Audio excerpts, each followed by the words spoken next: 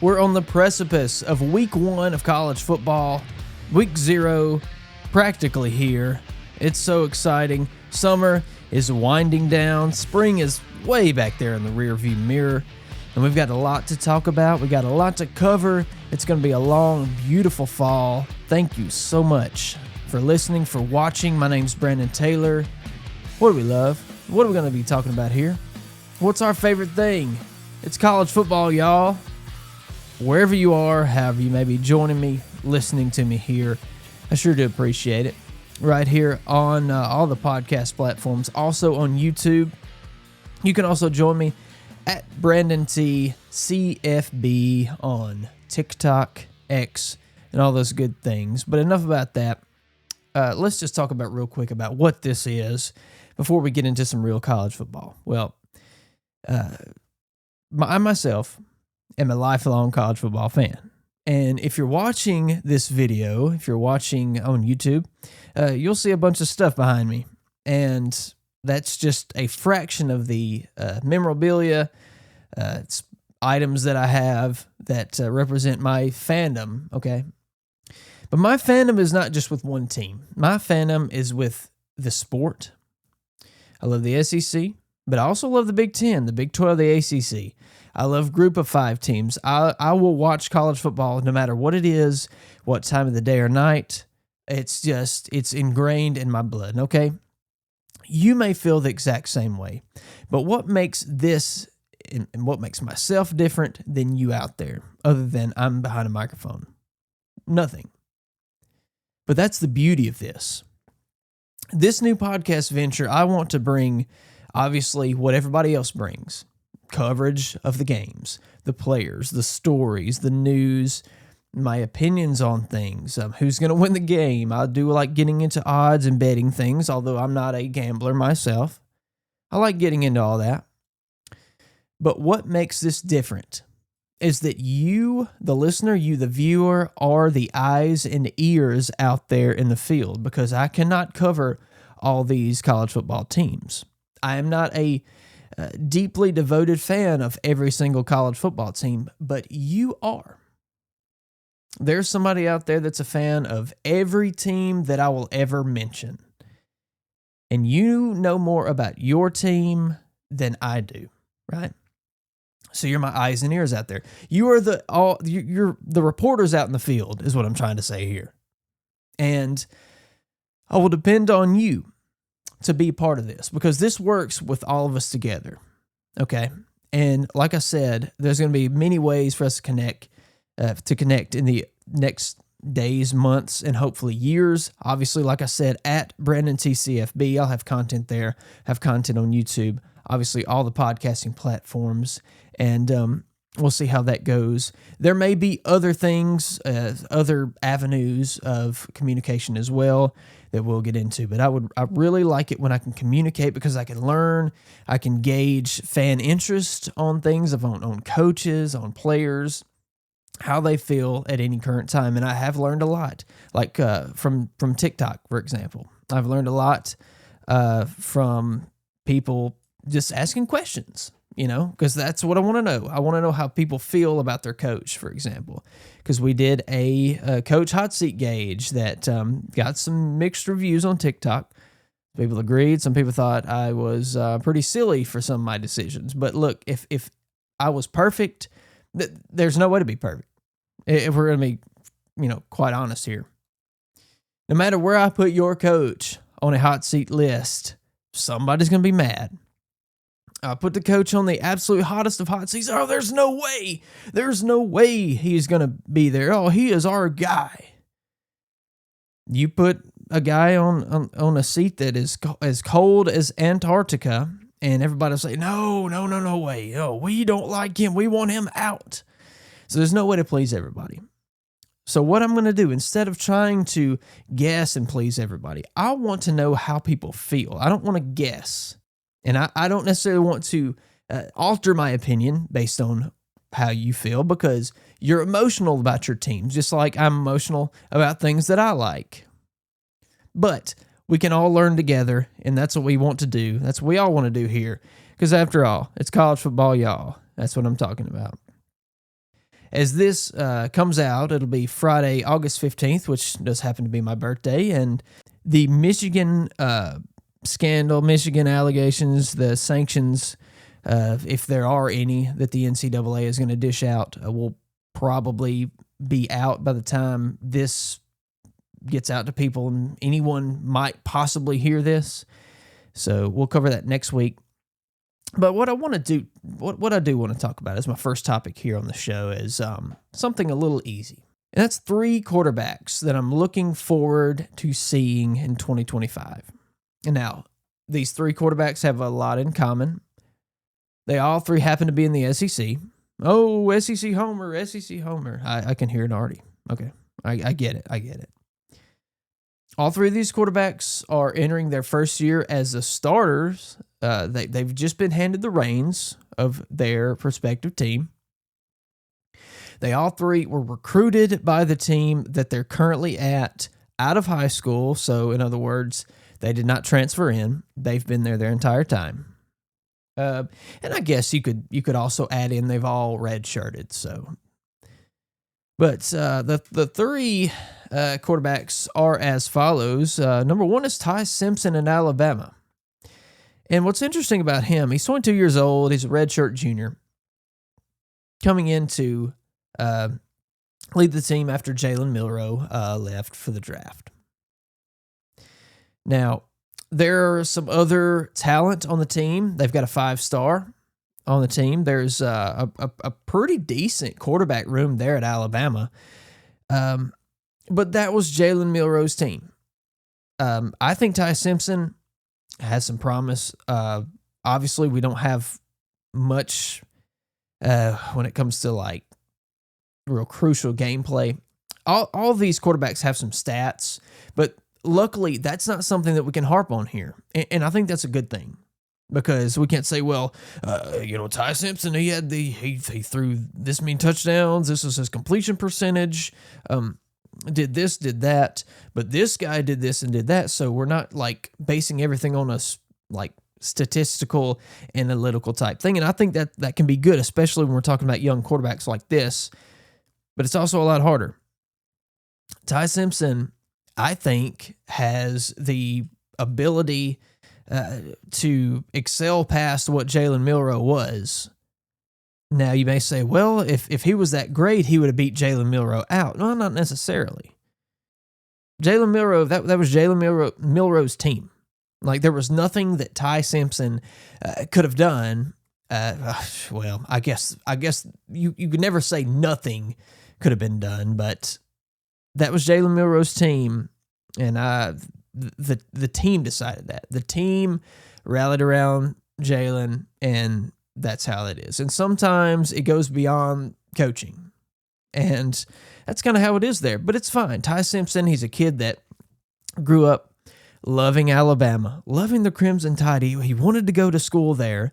He got recruited. He did go to school there, and he was just waiting for his shot. He's like what you would call an old school quarterback, in a sense that he's not there for all the flashiness, all the money, and just searching for the bag, if you want to say. And I don't always want to harp on the NIL thing, like, whether it's good or bad. I think players should have the ability to be paid. I think there's a better way to do everything, but I don't want to beat that, beat a dead horse here, because that's been done the past 2, 3, 4 years. Ever since the NIL thing, the transfer portal started going wild. So we'll talk about all that on a different day. But for Ty Simpson, like I said, he has a great chance of doing some good things this year for the Crimson Tide. Kalen DeBoer really looking to, push for that playoff, because I think Alabama fans are expecting a little bit more, and I think Alabama fans are excited, and they should be. Now, we'll get into some tests, some real first tests that these quarterbacks are going to face. But my second quarterback on the list is Austin Simmons from Ole Miss. He's 19 years old, a redshirt sophomore. This kid is intelligent. He's 19 years old. He already has his bachelor's degree. He reclassified. He was actually supposed to be in the class of 25, basically. But instead, he reclassified to 2023. and has hit the ground running, obviously, with his academics. A dual sport athlete. He played baseball. He was a pitcher, and in the games that he had played, did actually fairly well. He could have chose either avenue, but obviously, I think there was no shot that football was the decision that he had to make, and he made that decision. And I know Mike Bianco, Ole Miss baseball coach, I know he hates to lose a good pitcher, but I know he understands. And for Simmons, he's coming in to replace Jackson Dart, and he has pretty big shoes to fill. Our sample size for Austin Simmons is what everybody's been talking about, and that's that one drive versus Georgia last season where he literally picked up the team that was laying on the ground there after that first drive where Jackson Dart got slightly, kind of minor injury there, turned the ball over. Austin Simmons picked the team up and pushed them on down the field. They scored. They got back in the game, ended up putting it to Georgia last season. But he played in some other games. He threw some other passes. He got some touchdowns in garbage time versus some lesser opponents. So we really don't have much of a sample size for him as well, other than what he did at that crucial moment. We'll see. Just like with Ty Simpson and this other quarterback I'm about to mention, how do they handle pressure early? Because there are some tough tests early. They could get rattled here. But before we get to that, my third quarterback, who else? Arch Manning. Texas, 21 years old, redshirt sophomore. Obviously, the continuing the Manning legacy there. He's another kid that he wanted to go to Texas. He chose to go to Texas on his own there. No pushing by his uncles, by his dad, Cooper, or anybody else. He made that decision on his own to go to Texas for whatever reason, and that's perfectly fine. But he decided that, I'm going to sit back and I'm going to wait my turn as well. And he has. But the thing that really makes him different than the other two quarterbacks is his NIL valuation that On3 currently has at $6.8 million. So he's making a lot of money to sit on the bench. And honestly, I wouldn't mind that at all. I mean, I would sit on the bench. I would never touch the field if you give me that kind of money. I know we all would. And it's silly to say that because this guy has a lot of potential. I know he does. I know he's got speed. We do have a small sample size of him as well. He did have to come in for the injured Quinn Ewers last season. And then when Quinn Ewers recovered, he politely handed the reins back. And, I've heard a lot of people, just like the same thing about Ty Simpson. The thing with Arch Manning, well, if he was so good, he would have taken the starting spot over Quinn Ewers. And I think that's an emotional take. That's not at all realistic. I think Quinn Ewers, just like Jalen Milroe, that was his team. Quinn Ewers, as long as he was at Texas, that was going to be his team as well. And I think it's better that it was that way for the team's sake, for just continuity, really, honestly. But what is special about what all these three players have done is one of the things I started out by saying just a moment ago.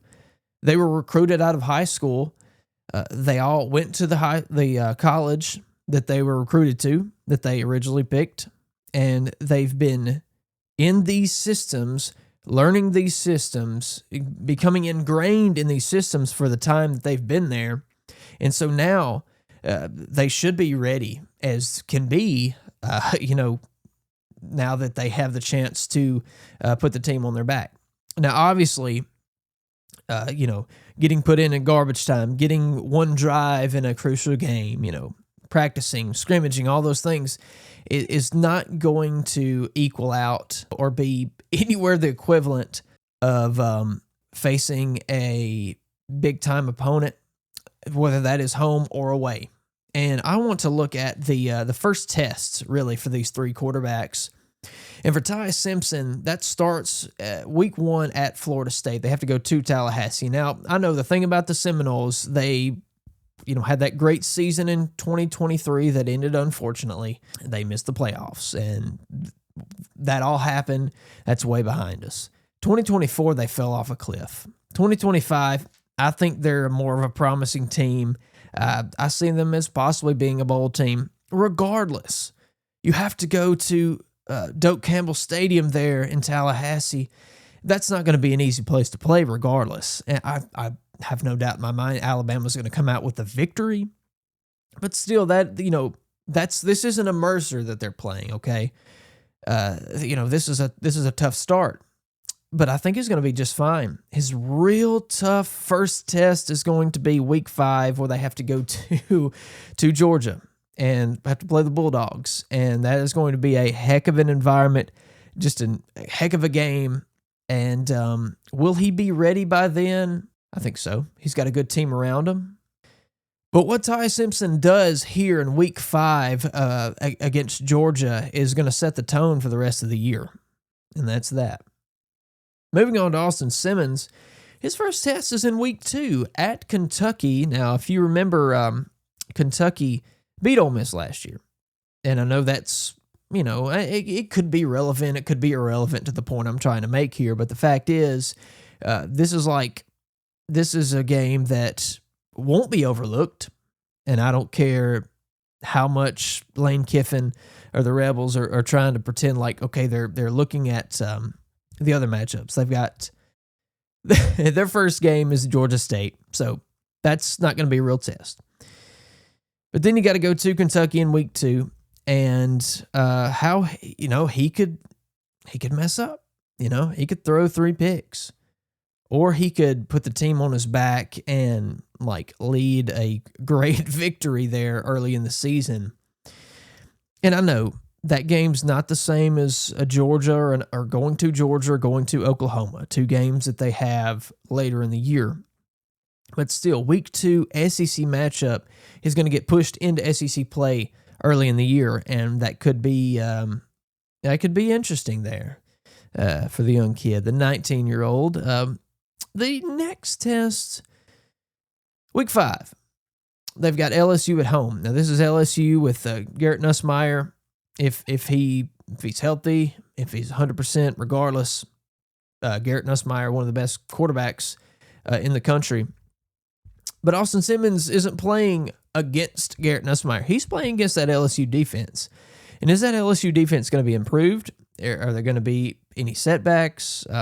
They've got Perkins. Are they going to be average? Are they going to be above average? All I know is LSU is a very talented team. And Brian Kelly, people have had gripes that, he can hold a good team back. And since he's been at LSU, he's held back some great players. That is what I've been hearing from LSU fans. Don't shoot the messenger here, okay? Ole Miss, LSU, always tough. LSU won that game literally on the last play last season in overtime. Down in Baton Rouge. Tough game. Toss up for me. I don't really know. But if Austin Simmons, that's just the same thing with Ty Simpson. You're going to learn a lot about Austin Simmons in week 5 and Ty Simpson in week 5 as they travel to Georgia and as Ole Miss at home versus LSU. Now on to Arch Manning. Week 1. Oh, boy. The big matchup versus Ohio State. I'm so excited to see this game. I cannot wait for this game. This is what's so great about this game is that the first week, I know we have week 0, but when we get to the week 1, the true start of the college football season, we get a matchup like Texas at Ohio State. Chef's kiss. That's all I've got to say. Real tough test there. And then they have to go to Florida in week 6. But a couple great matchups, man. I mean, Texas and Ohio State, these are 2. You've got Texas that is fit like a glove into the SEC, and you got Ohio State, the defending national champions. It's going to be fun to watch. I'm getting excited. I'm getting chills just thinking about it. But I talked about these three quarterbacks, but there's plenty of other quarterbacks in the country, inside the SEC and outside the SEC, that you could talk about. All the big guys. Like what's Jackson Arnold at Auburn going to do? The transfer from Oklahoma. That's going to be interesting to watch. Does Hugh Freeze bring in another quarterback that ends up being a bust? He didn't do so well with Peyton Thorne last year. What about John Mateer at Oklahoma? He has plenty of potential. Plenty of potential. That's granted he gets past these gambling accusations. I think he does. I think he gets through unscathed. I think it's a bunch of baloney to begin with. He has a chance to make some movement there at Oklahoma, as they're struggling to fit in the SEC. But what about Carson Beck, though, there at Miami? Does this change of scenery help him to improve? He made a great decision foregoing the draft because his draft stock dropped. He has a real chance to put himself back into the second round conversation, maybe first. I don't know. There's going to be some other pretty darn good quarterbacks in this class, upcoming draft class. But I think he can play himself into a higher spot, maybe second round. I don't know. Crazier things have happened, no doubt. What about DJ Lagway? Does his calf injury hold him back?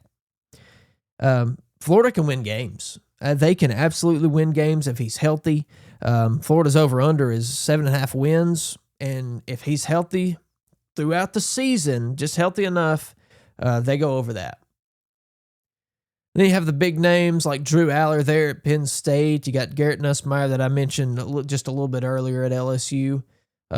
Two players that are going to make a difference for their teams this season. Drew Aller and Penn State, man, they have a lot of incredible amount of hype. Man.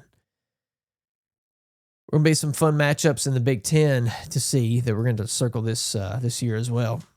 But so we kind of move on from that. I want to talk about another thing as we look at some early lines. And I mentioned at the top of the show here that I want to talk about some lines, some over-unders, some spreads, things like that. Now, I'm not a gambler myself, but I do not disparage anybody that is. Obviously, if you got a problem, you need to seek the appropriate folks to help you with that, as always. But I like to look at these lines, I like to look at these spreads, and I like to pick them myself. It's fun. But they're really the only game worthy of week 0 here on the line list, and we got to come up with a pretty cool name for this. So I just don't want to call it lines, spreads, odds. I want to come up with something cool. That's a work in progress. But for week 0, it's Iowa State and Kansas State. Kansas State currently 3.5-point favorite. The total of 49.5. I'll give you my opinion on that next week as we go through the full spread, if you want to say gambling or sports betting takes, that'll be next week. But looking ahead just to a couple games here for week 1, Texas and Ohio State. Currently, Ohio State's a 2.5-point favorite. Clemson is a 4.5-point favorite over LSU, and Notre Dame is a 2.5-point favorite over Miami. 3 great games there in week 1. We'll get to those after week 0 when we get to week 1 game week and the full slate of the odds and the spreads and all those great things. And like I said, that's something I really want to dive into, doing picks, making picks and all those things. And we'll see at the end of the year if we should be doing that anymore, or if I should have been betting my own money, or if it's good that I left it in my wallet. Well, I want to thank you again for joining me today on the episode. What is it? It's college football, y'all. My name's Brandon Taylor. As always, follow on all the socials. It's at Brandon T CFB, and you can search YouTube, Brandon Taylor CFB. You'll find me there. So thank you for joining us. I hope to see you again next episode, as we inch closer and closer. We're almost there, folks. Week 0 is going to be here, and then we'll be in full swing, and we will not stop till January, and football will be around till mid-February. It's a wonderful time of the year. It's an exciting time of the year, and I hope you'll stay here with me through it all. Brandon Taylor again, college football, y'all. We'll see you on the next episode. Peace, love. Thank you so much. See you next time.